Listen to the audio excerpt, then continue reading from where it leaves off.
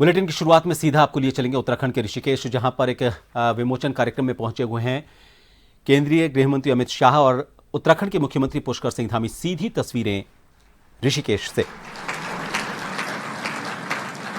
और प्रभु की दया देखिए, ये दो महापुरुषों का जीवन का तप देखिए। मुनाफे के लिए न चलने वाला प्रेस आज भी मंच पर और नीचे बहुत सारे गीता प्रेस के विश्वस्त बैठे हैं। मैंने कई बार कहा है कि कुछ भी काम हो में बताइएगा। आज तक कोई फोन ना सरकार को आया है ना किसी की सहायता का है। अपने आप में स्वावलंबी तरीके से सद साहित्य को करोड़ों लोगों तक पहुंचाने का काम गीता प्रेस ने करा है। सेठ जी जयदयाल जी, भाई जी हनुमान प्रसाद जी से लेकर यहां तक के सभी ट्रस्टियों को मैं मन पूर्वक प्रणाम कर कर उनका अभिनंदन करना चाहता हूं। जब हम कल्याण के शताब्दी वर्ष में प्रवेश कर रहे हैं, तब कल्याण एक प्रकार से ज्ञान की सनातन ज्योति को हर वाचक तक पहुंचाने का प्रयास कर रहा है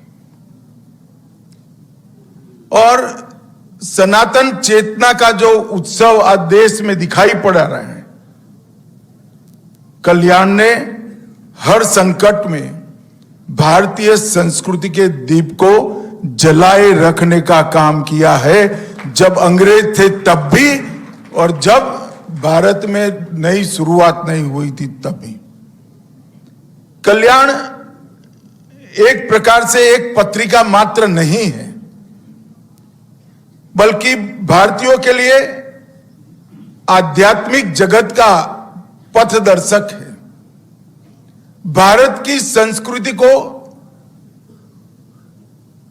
अमर करने के लिए काफी सारे प्रयास चल रहे हैं। इसमें सबसे मजबूत प्रयास का नाम है कल्याण पत्रिका।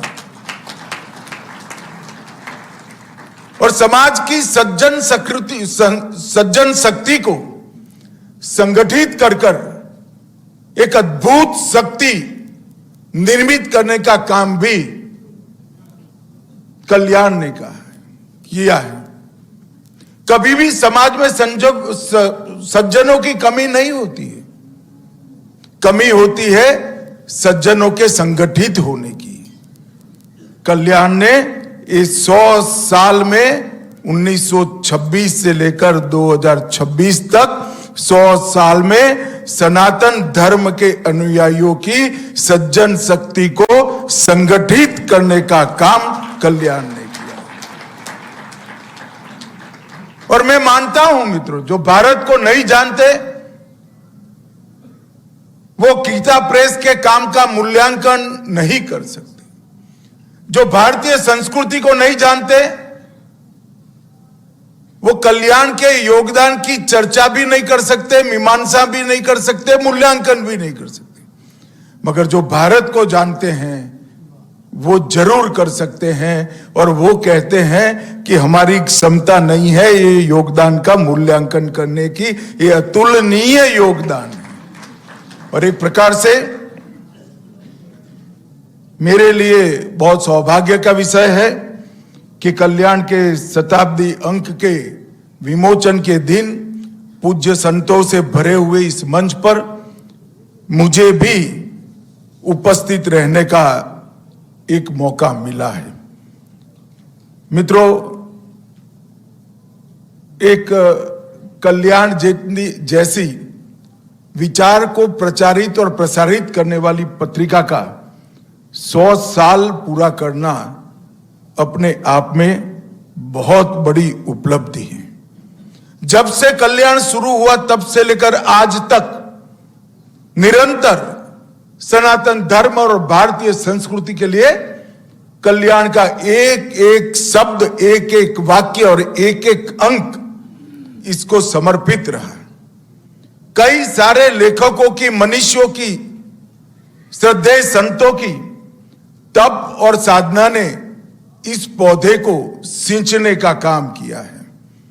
इन्होंने जब गीता प्रेस के कैनवास पर नजर डालते हैं, श्रीमद् भागवत, भगवत गीता, शिव पुराण, विष्णु पुराण, महाभारत, रामचरितमानस, वाल्मीकि रामायण जैसे कई लोकप्रिय ग्रंथों को बार बार पुनः मुद्रित कर कर लोगों तक पहुंचाया, परंतु इसके अलावे आदि शंकर के उपनिषदों की मीमांसा को, टीका को भी लोगों तक पहुंचाकर बहुत बड़ा काम किया है गीता प्रेस ने।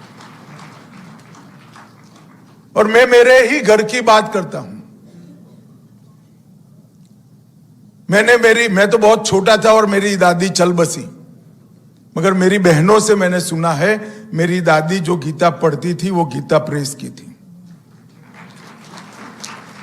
मेरी मां ने भी गीता प्रेस के पुस्तक पढ़े और आज मेरी पोती भी अपनी स्कूल के बक्से में हनुमान चालीसा रख कर जा रही है वो गीता प्रेस का।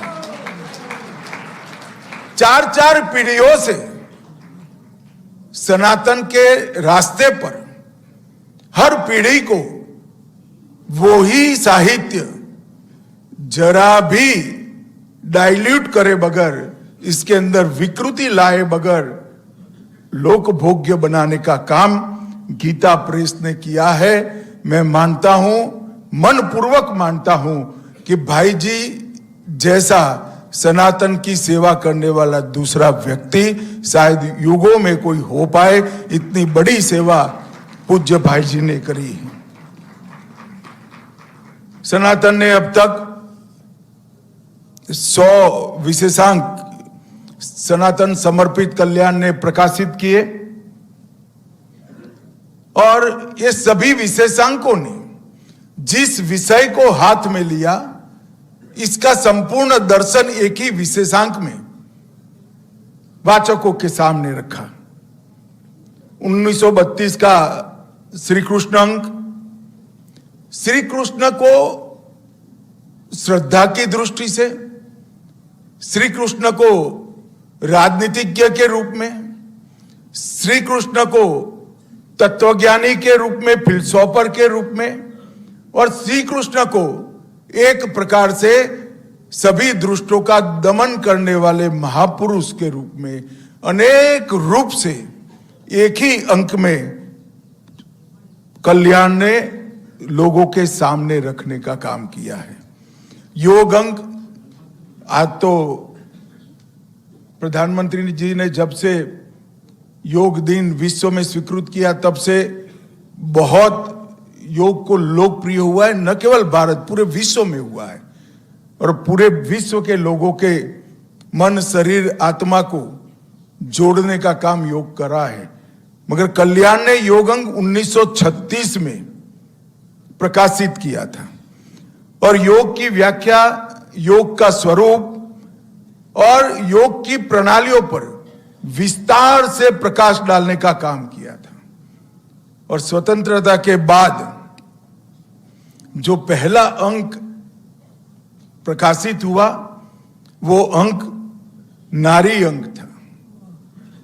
सनातन धर्म के अलावे कौन धर्म में मां का महिमा मंडन इतनी महान तरीके से किया होगा।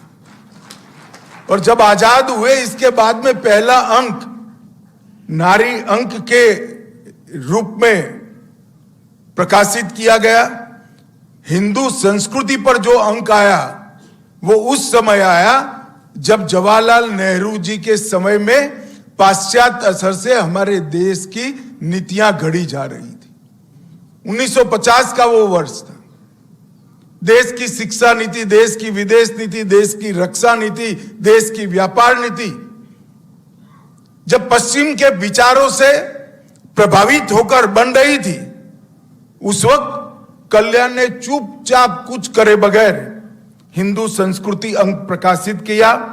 इसमें हिंदू धर्म दर्शन, हिंदू आचार विचार, हिंदू रीति रिवाज, पर्व उत्सव, कला संस्कृति, हिंदू आदर्श और हिंदू सनातन ग्रंथों में नीतियों के लिए जितने भी उल्लेख हैं, चाहे नारद युधिष्ठिर संवाद हो, चाहे शांति पर्व की बात हो, चाहे रावण लक्ष्मण संवाद हो, चाहे यक्ष और गंधर्व और युधिष्ठिर का संवाद हो, ये सारी चीजों को कुछ बोले बगैर भारत की जनता के सामने रखने का काम कल्याण ने किया।